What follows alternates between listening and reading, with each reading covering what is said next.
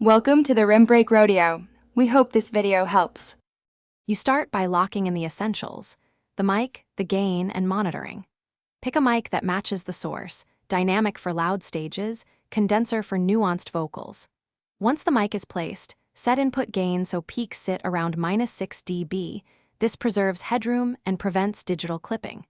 Make sure you use direct headphone monitoring with under 10 milliseconds latency so performers hear themselves accurately, and confirm mute/solo routing before you add any processing.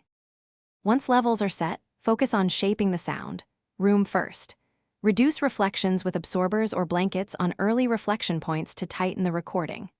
Next, sculpt with corrective EQ, apply a high pass around 80 Hz, notch out ringing frequencies, and make gentle cuts rather than big boosts.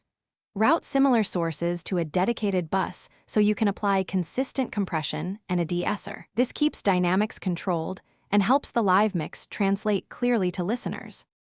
To finish, apply final processing and secure the session.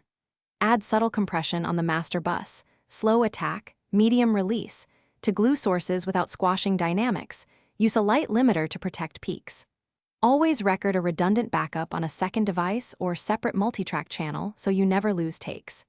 If issues arise, diagnose quickly.